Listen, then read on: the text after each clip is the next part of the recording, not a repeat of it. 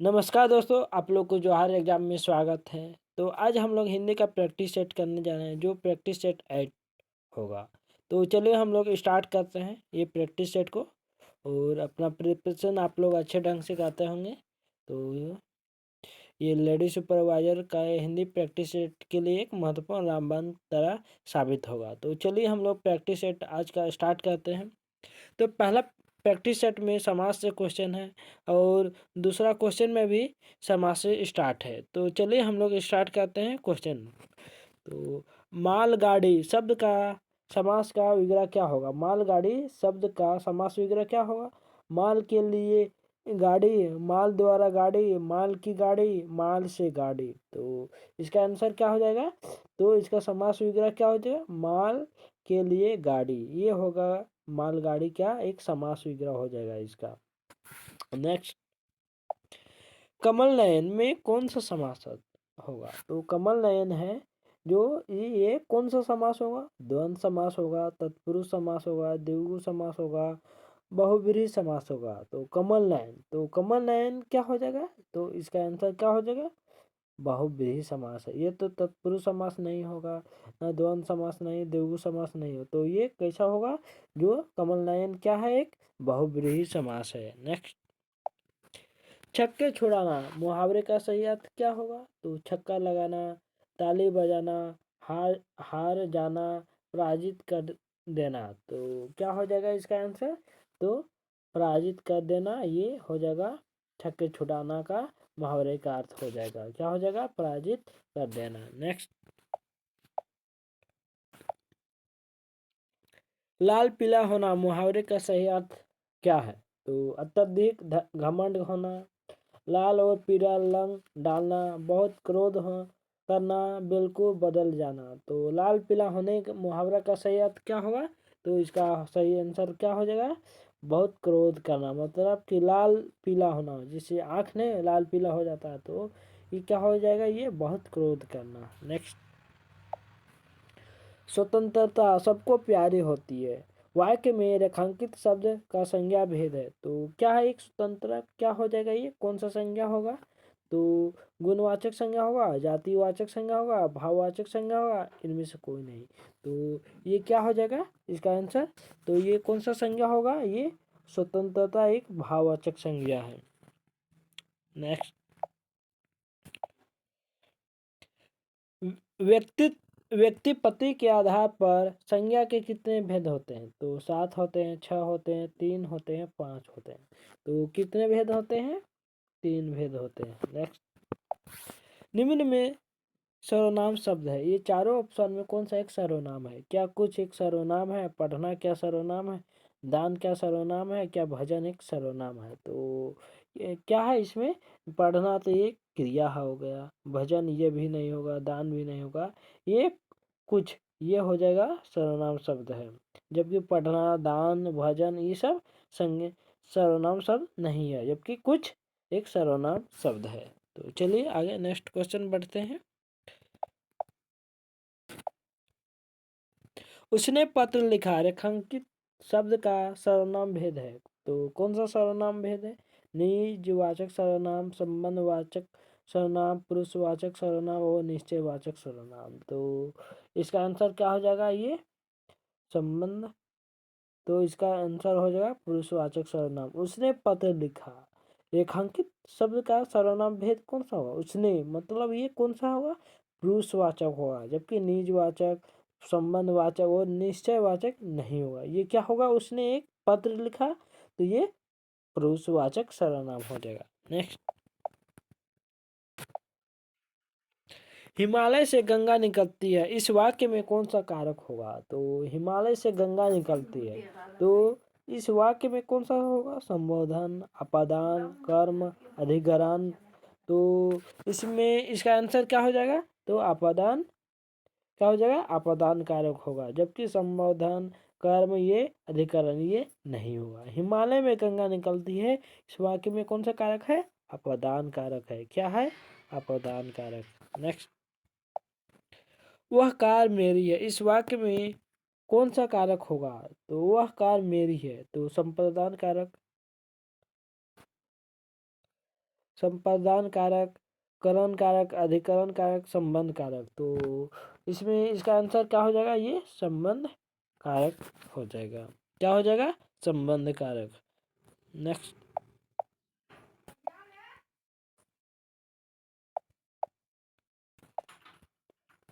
क्या आसमान का रंग नीला है, इस वाक्य में विशेष पहचाने। विशेष क्या होगा? आसमान का रंग नीला, तो क्या नीला है, आकाश है, रंग है, आसमान होगा। तो इसका आंसर क्या हो जाएगा? तो ये आसमान एक विशेष शब्द है। नेक्स्ट, विशेषण की विशेषता बताने वाला शब्द क्या कहलाता है? तो क्या कहलाता है? विधेय विशेषण, क्रिया विशेषण, प्रविशेषण, उद्देश्य विशेषण। तो क्या कहलाता है ये? तो ये कहलाता है प्रविशेषण कहलाता है। नेक्स्ट, खेलना, खेलवाना कैसी क्रिया है? ये प्रेरणात्मक क्रिया है, नाम क्रिया है, योगी क्रिया है, या इनमें से कोई नहीं। तो इसका आंसर क्या हो जाएगा? ये एक प्रेरणात्मक क्रिया है। खेलना, खिलवाना ये कैसी क्रिया है? प्रेरणात्मक क्रिया है। नेक्स्ट, बच्चा अखबार पढ़ रहा है, यह किस प्रकार का वाक्य है? तो बच्चा अखबार पढ़ रहा है किस प्रकार का है? पूर्ण अकर्मक, सकर्मक, अपूर्व अकर्मक, अकर्मक। तो क्या इसमें कौन सा क्रिया वाक्य होगा? तो इसमें हो जाएगा सकर्मक क्रिया। क्या है? सकर्मक क्रिया। नेक्स्ट, निम्नलिखित में किस भाषा विकास शोर सैनी अपभ्रंश से हुआ है? तो किससे हुआ? अब शोर सैनी अपभ्रंश से हुआ है। पंजाबी, मराठी, गुजराती, इनमें से कोई नहीं। तो इसका आंसर क्या हो जाएगा? तो गुजराती हो जाएगा। नेक्स्ट, कौन सी हिंदी की उपभाषा नहीं है? राजस्थानी, मराठी, पूर्वी हिंदी, पश्चिमी हिंदी। तो कौन सी भाषा उपभाषा नहीं है? तो क्या हो जाएगा इसका आंसर? राजस्थानी तो है, पूर्व हिंदी भी है, पश्चिमी हिंदी, मराठी एक उपभाषा नहीं है। नेक्स्ट, राजभाषा अधिनियम 1963 में कुल कितनी धाराएं हैं? तो कितनी धाराएं? 7 है, 9 है, 13 है, 5 है। तो कितनी धाराएं हैं? 9 है। नेक्स्ट, संविधान के किस अनुच्छेद में देवनागरी लिपि में लिखित हिंदी को स्वयं संघ की राजभाषा घोषित किया है? तो किस अनुच्छेद में? 347 में, 349 में, 346 में, 343 में। तो किस में? तो 343 से इसका आंसर राइट हो जाएगा। नेक्स्ट, निम्नलिखित में कौन सा शब्द विदेशी नहीं है? कौन सा शब्द विदेशी नहीं है? कान क्या विदेशी शब्द है? कमेटी क्या विदेशी शब्द नहीं है? कमरा या कमर। तो कौन सा शब्द विदेशी नहीं है? तो इसमें क्या हो जाएगा? जबकि कान एक विदेशी शब्द नहीं है। जैसे कमेटी, कमरा, कमर, ये सब तीनों जो है, ये तीनों मिलके ये एक विदेशी है, भाषा शब्द है। नेक्स्ट, प्यासा का तत्सम रूप है? क्या है तत्सम रूप? प्यासा, प्यासा, प्यास, प्यासा, पिपासा। तो इसका तत्सम क्या हो जाएगा? तो इसको प्यासा, ये हो जाएगा आंसर राइट। नेक्स्ट, अब भ्रंश एवं वज्र भाषा के योग में कौन सी भाषा बनती है? तो कौन सी भाषा बनती है? अवहट, पिंगल, डिंडल, अवधि। तो कौन सी भाषा बनती है? तो पिंगल बनती है। नेक्स्ट, तमिल के पिल्ले से पिल्ला के रूप में अर्थ परिवर्तन का कारण है? क्या कारण है? तो अन्य भाषा से गृहीत शब्द, बालाघात, अभूषण के बहिष्कार की प्रवृत्ति, अज्ञान। तो इसका आंसर क्या हो जाएगा? अन्य भाषा से गृहीत शब्द हो जाएगा ये। तमिल से पिल्ले में से पिल्ले के रूप का अर्थ हो जाएगा अन्य भाषा से गृहीत शब्द हो जाएगा। नेक्स्ट, उपमान और उपमेय का भेद कहलाता है? क्या भेद कहलाता है? रूपक, भ्रांतिमान, उपमा, उत्प्रेक्षा। तो क्या कहलाता है ये? तो ये क्या कहलाता है?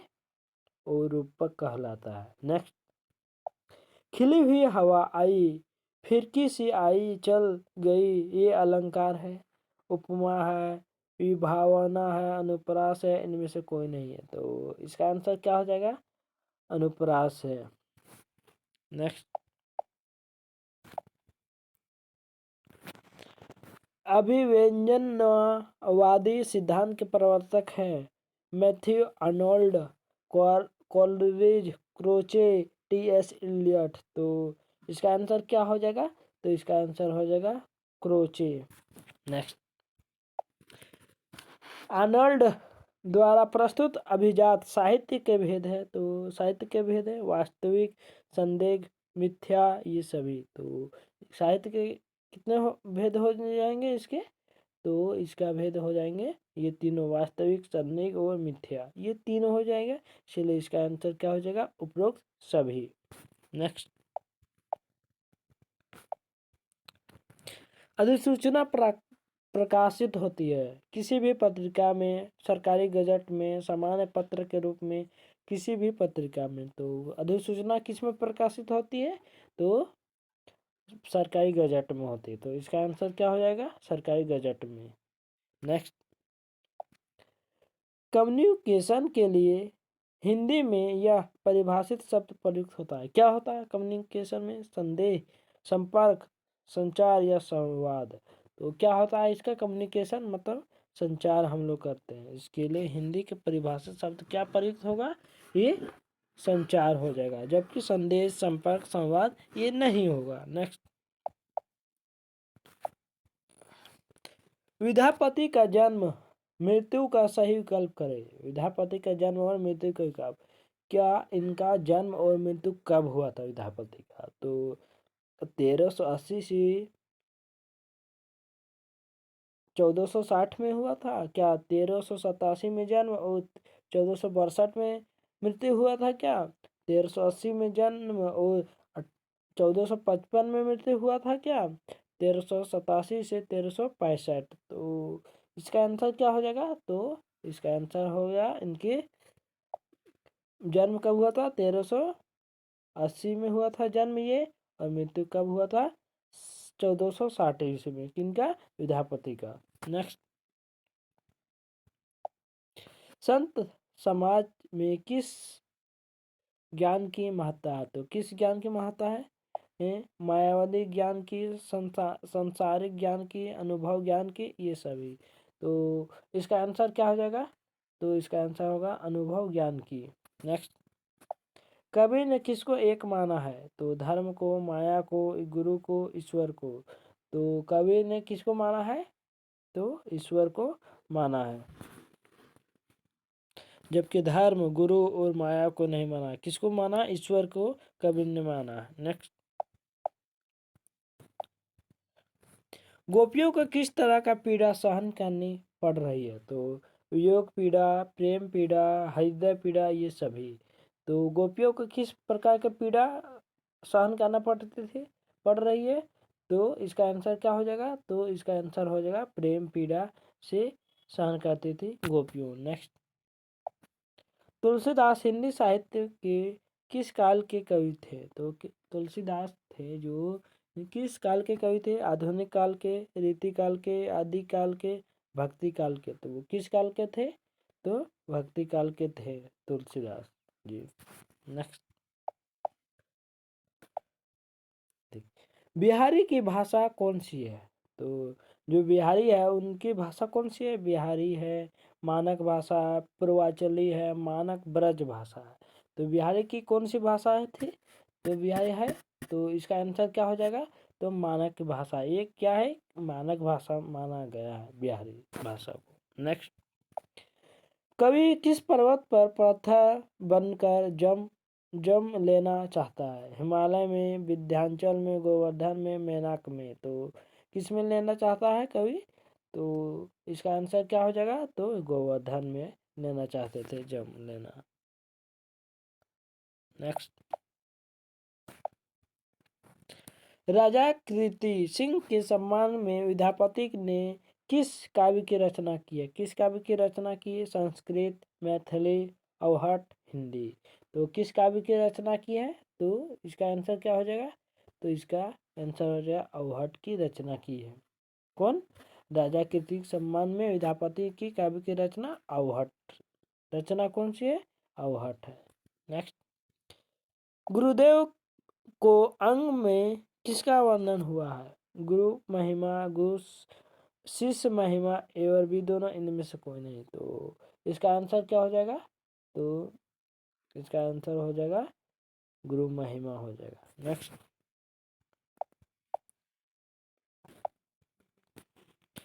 सूरदास के विग्रह के पद में किस भाव से भक्ति भाव व्यक्त हुई है? तो स्वामी भाव, दास्य भाव, संख्य भाव, इनमें से कोई नहीं। तो इसका आंसर क्या हो जाएगा? तो इसका आंसर दास्य भाव हो जाएगा। नेक्स्ट, तुलसीदास कौन सी कृति सर्वाधिक लोकप्रिय है? रामचरितमानस, विनय पत्रिका, कवितावली, गीतावली। तो इसका आंसर क्या हो जाएगा? रामचरितमानस, जो सबसे सर्वाधिक लोकप्रिय है। तुलसीदास की ये कृति जो रामचरितमानस है सबसे लोकप्रिय है।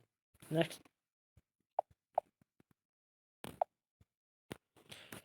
सत सैया के दोहरे अरुणावक के तीर, देखे में छोटे लगे घाव भरे गंभीर। इस दोहे के घाव भरे गंभीर का अर्थ क्या है? तो इसका अर्थ क्या है? घाव करे गंभीर का अर्थ क्या है? गंभीर प्रभाव डालता है, स्वस्थ शरीर के शरण कर देता है, छेद कर वह कर देता है, इनमें से कोई नहीं। तो इसका अर्थ क्या हो जाएगा? तो इसका अर्थ हो जाएगा गंभीर प्रभाव डालता है। नेक्स्ट, भूषण कैसे कवि थे? भक्तिवद आचार्य कवि, भाचार्य भक्तिवद आचार्य कवि थे, रीतिवद आचार्य कवि थे, इनमें से कोई नहीं। तो भूषण कैसे कवि थे? तो भूषण थे रीतिबद्ध आचार्य कवि थे।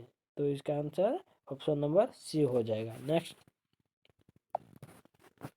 निम्नलिखित में क्या भ्रमर का प्रवाची शब्द है? जो भ्रमर है इसका प्रवाची शब्द क्या होगा? मधुर्य, मधुर, माधव, मधुप। तो इसका आंसर क्या हो जाएगा? तो इसका आंसर हो जाएगा मधुर हो जाएगा। नेक्स्ट, हिंदी साहित्य में नवजागरण के अग्रदूत थे भारतेंदु हरिश्चंद्र, गुरु भक्त सिंह, महाप्रसाद द्विवेदी, श्रीधर पाठक। तो इसका आंसर क्या हो जाएगा? हिंदी साहित्य के नवजागर अग्रदूत कौन थे? भारतेंदु हरिश्चंद्र थे। तो इसीलिए इसका ऑप्शन नंबर ए सही हो जाएगा। नेक्स्ट, भारतेंदु जी की संपादित पहली पत्रिका कौन थी? बाल, बोधनी, हरिश्चंद्र, कविसुधा, इनमें से कोई नहीं। तो इसका आंसर क्या हो जाएगा? तो कविसुधा हो जाएगा। नेक्स्ट,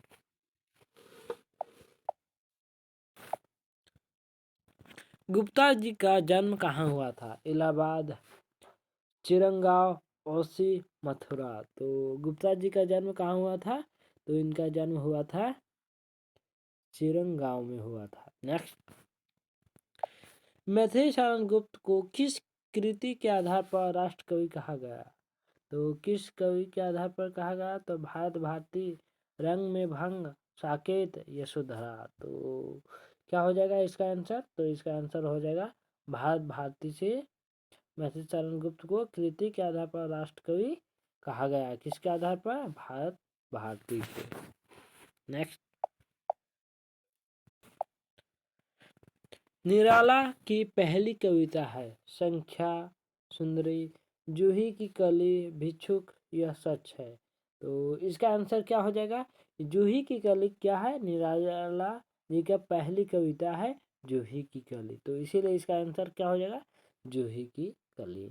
नेक्स्ट, निराला जी में कौन सी प्रतिभा थी? तो कौन सी प्रतिभा थी? विलक्षण, बहुस्फुरित, स्पार्शनीय। तो इनमें से कोई नहीं। तो इसका आंसर क्या हो जाएगा? ऑप्शन नंबर बी हो जाएगा। नेक्स्ट,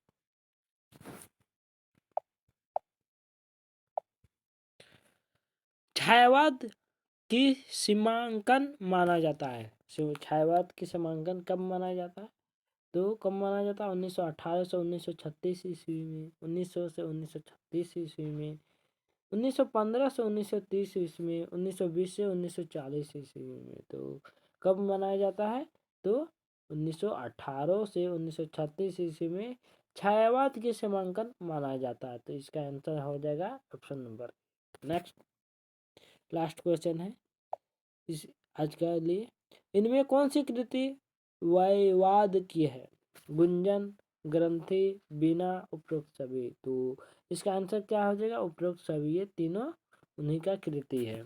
तो चलिए दोस्तों, आज हम लोग यहीं तक समाप्त करते हैं। कल हम लोग फिर इसका 51 से 100 तक की क्वेश्चन को करेंगे। आज हम लोग 1 से 50 तक की क्वेश्चन को देखे हैं। तो थैंक यू।